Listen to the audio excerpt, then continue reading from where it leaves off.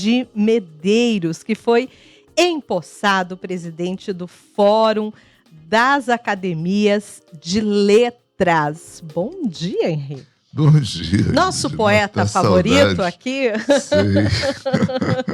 Tudo legal, saudades suas, né? Eu gosto de botar saudades aqui, né? Pra ter um bom papo. Conta pra... Henrique, presidente da Academia Sul-Mato-Grossense de Letras, jornalista, publicitário. E ele foi empossado aí esta semana numa cerimônia lá no Rio de Janeiro. Sim. Né, como o primeiro presidente do Fórum Brasileiro das Academias Estaduais de Letras. E a sede é lá em São Paulo, é isso? A sede é em São Paulo. A gente, na realidade, o Fórum começou aqui em Campo Grande, até num congresso que foi feito há um ano atrás. Foi solidificado no outro congresso em Belém e sede em São Paulo, posta na Academia Brasileira de Letras, que é presidente de honra do Fórum, né? Na verdade, o Fórum vem suprir uma lacuna, sabe, no sentido de integração das academias, sabe? Então, ela tem um papel que eu acho que vai ser muito importante em termos assim de cultura, em termos de educação, em termos de literatura. Precisava, era um momento necessário para poder unir vários setores culturais, principalmente voltados à literatura, mas que incentivam todas as artes, assim, para poder ter mais força, inclusive, né? Para quem está nos ouvindo, como que fica a diferença, por exemplo, entre a Academia Brasileira, que a gente já imaginava que reunia, aglutinava as estaduais, e agora o Fórum? Qual que vai ser a diferença aí de atuação? A diferença é que a Academia Brasileira tem um papel dentro, historicamente, já de cultura, muito definido, né? São os grandes imortais do Brasil, da literatura, os trabalhos que eles fazem com relação aos seus encontros semanais, suas palestras, seus sistemas, né? Exatamente. E eles fazem isso de uma forma nacional, né? De uma forma de Brasil. E ele tem, junto com ele, a Academia Brasileira de Letras tem junto com ela todas as academias estaduais de letras. Só que essas academias, e até mesmo junto à Academia Brasileira, não estavam muito próximas e a gente estava muito, assim, sem conversar. Cada um por si. Cada um por si, cada um em um lado. E nós resolvemos voltar a realizar os congressos estaduais e os congressos brasileiros das academias, e a partir de 2 congressos brasileiros, a gente viu a necessidade de criar o Fórum das Academias, para poder justamente reuni-las dentro de uma diretoria e poder trabalhar uma unificação, não unificação, porque o Brasil e o nosso país, com todas as suas regionalidades, suas atividades, nós temos diferentes... são inúmeros Brasis. O Brasil, assim, dividido. É multicultural, multicultural, né? etc. e tal. Mas você buscar as coisas boas que estão sendo realizadas em cada estado, em cada local, e poder utilizar-as nacionalmente.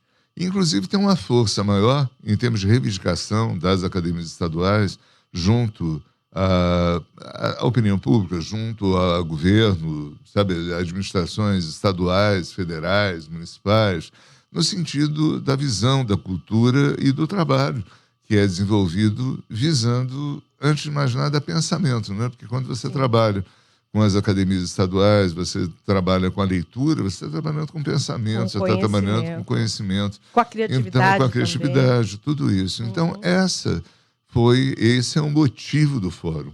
E você fazer com que elas, a partir disso, se conheçam melhor, vejam os trabalhos que estão sendo realizados em cada região, o que pode ser utilizado por cada uma, o que a gente pode fazer como projeto nacional que envolva todas as academias, e isso junto com a Academia Brasileira, que também participa, é sempre a Academia Brasileira, sempre o presidente em exercício da Academia Brasileira de Letras é presidente de honra. Ele dá o norte de tudo isso, né?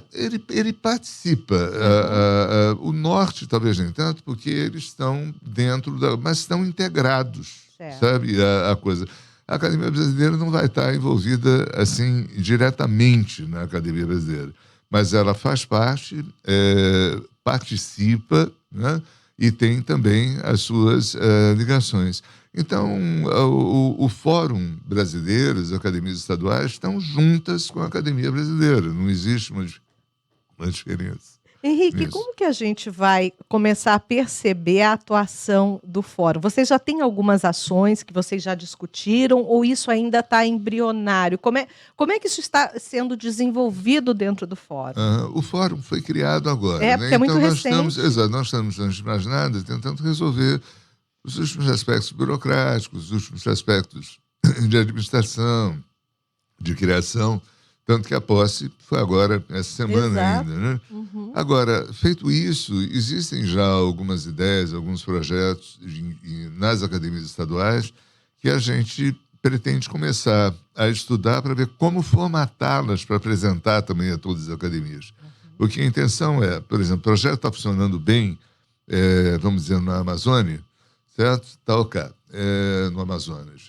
O que está fazendo, como está, é isso aqui, então tá, vamos formatar isso aqui, vamos dar uma organizada, vamos distribuir para todas as academias e conversar com relação a elas sobre a possibilidade de quais querem utilizar, quais as que não querem, o que é, quem vê a possibilidade de desenvolver isso.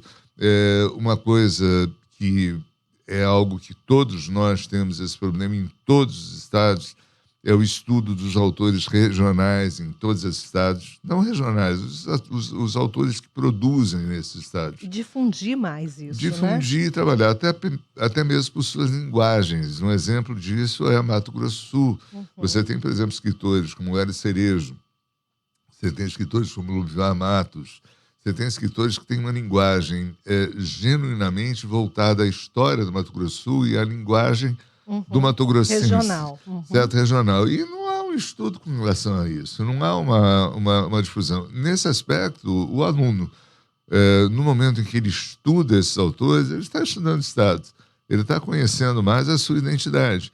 E isso é um problema até no Brasil inteiro, porque isso não é uma coisa, na verdade, aqui de Mato Grosso do Sul. Não, é Mato Grosso, é de Goiás, é da Amazônia, é do Pará, é do Rio de Janeiro, até o Rio de Janeiro.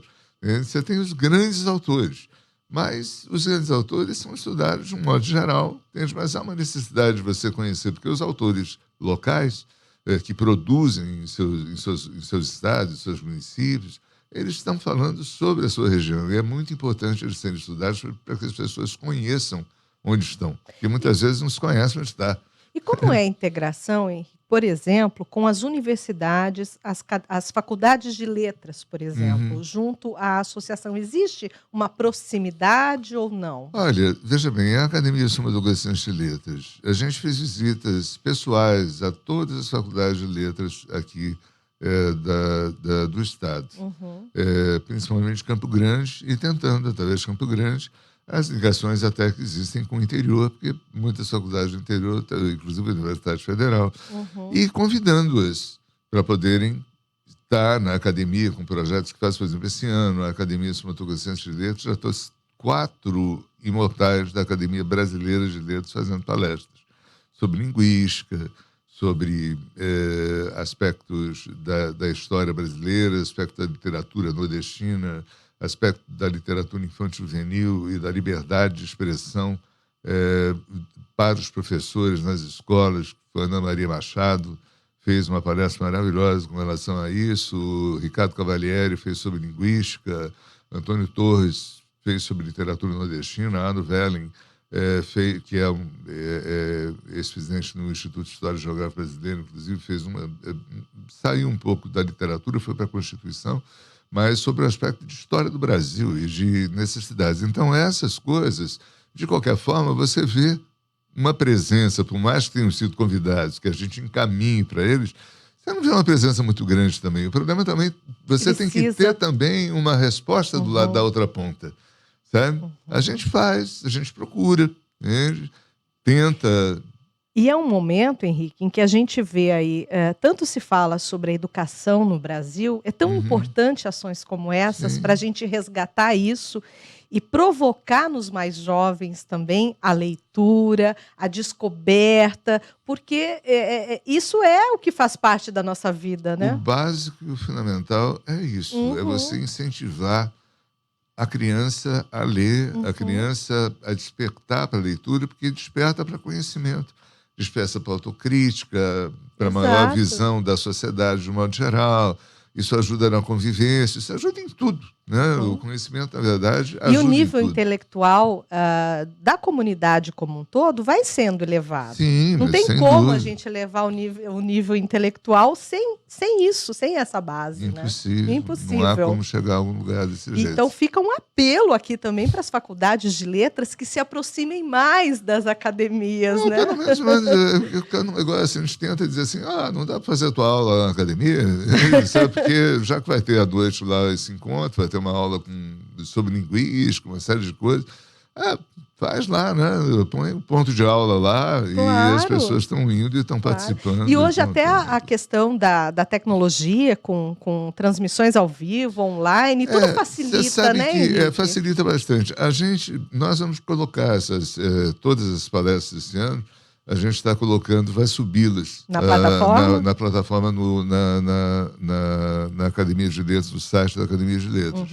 Mas, de qualquer maneira, exatamente. Mas, de qualquer maneira, é aceletrasms.org.br.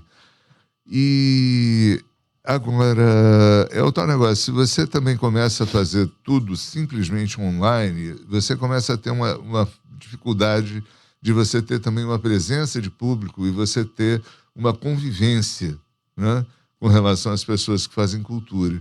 Então, acho muito legal as que são feitas, que você faz presencialmente, depois você sobe. Mas é preferível você ter a presencial até ali disponível para o encontro das pessoas. Por exemplo, lá na Academia de Letras, por exemplo, em outras academias, no Brasil inteiro é assim. E o portal tá lindo, viu? Obrigado. A gente tem aí no portal, quem gosta de literatura e quer estudar literatura regional, ver o que se produz aqui, nós temos um suplemento cultural que há quase 45, quase 50 anos a gente tem ininterruptamente no jornal Correio do Estado, esse suplemento cultural. E aqui tem desde 2011. 12 anos, desde 2011, nós já estamos há 13 anos, são mais de 500, 600 suplementos com poesia, com poemas, com crônicas, com textos. É uma delícia navegar por aqui. A nossa cultura, né? Então, essa é a questão. A gente, então, estávamos falando dos encontros.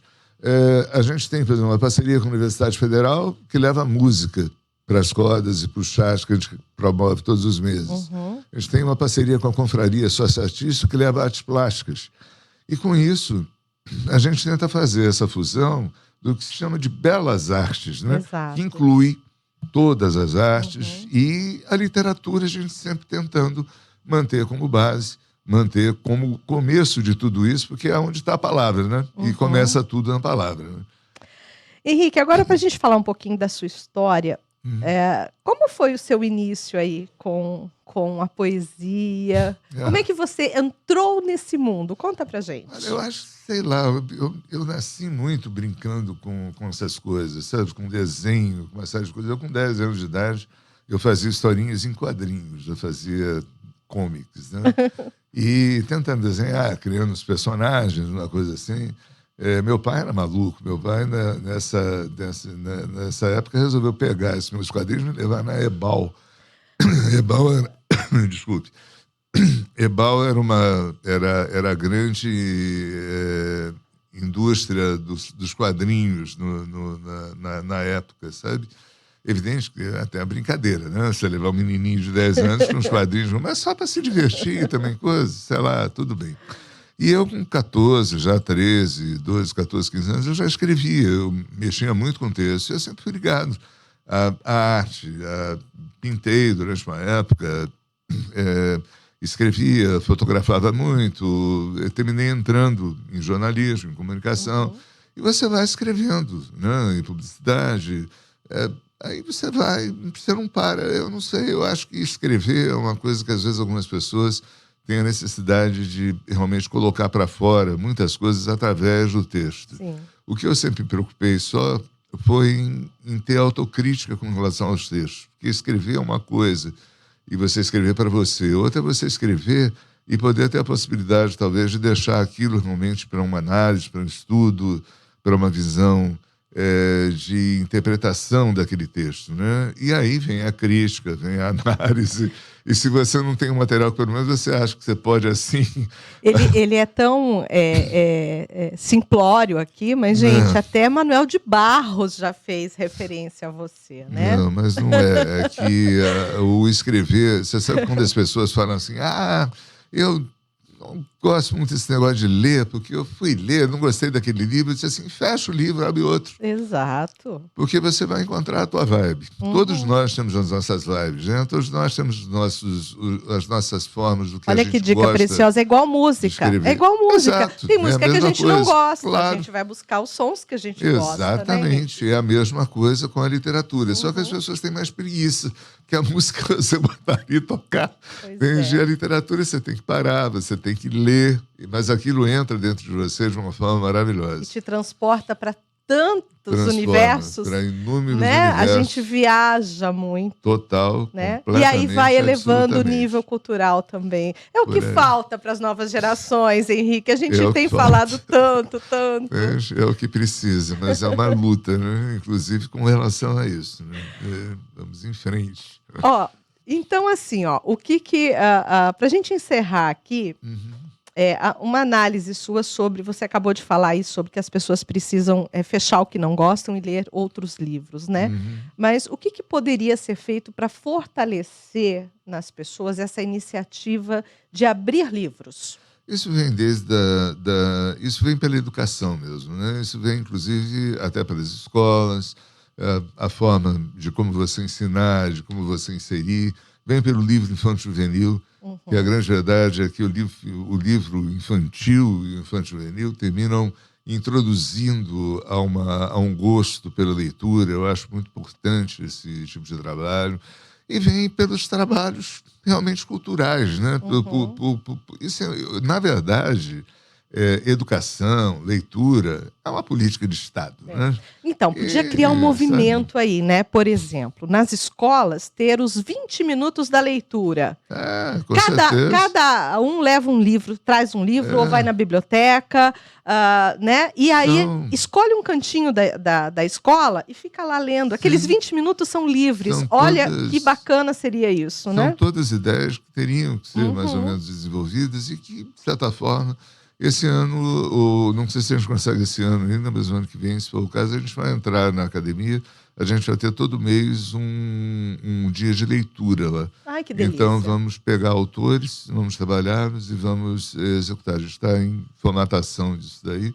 Então, aí a gente vai ter também esse espaço. E a gente vai divulgar aqui na CBN, tá? Ótimo, que bom. Vou vir aqui com os outros acadêmicos que vão estar participando também. Que bacana. Para a gente bater um papo geral. Vamos lotar aqui essa sala Imagina a gente estar também lá na academia, ouvindo dos próprios imortais a leitura e a análise. Não é isso que vocês vão fazer? Tem muita gente maravilhosa lá. Nossa, sensacional, então, Henrique. Eu estou muito feliz de te receber aqui. Eu que estou feliz de estar com você. Te dar os parabéns por assumir a presidência do Fórum das Academias de Letras e o primeiro presidente do Fórum que acabou de ser instituído aí no Brasil. Vamos lá. Parabéns, viu? Representando muito bem Mato Grosso do Sul. Esse aqui é a responsabilidade maior, né? É ter o nome de Mato Grosso do Sul nisso daí. Né? Eu acho que isso é muito importante, isso é muito legal. Bacana. Muito obrigada, viu? Bom final de semana para você. Valeu. Beijo enorme para todos. Um excelente fim de...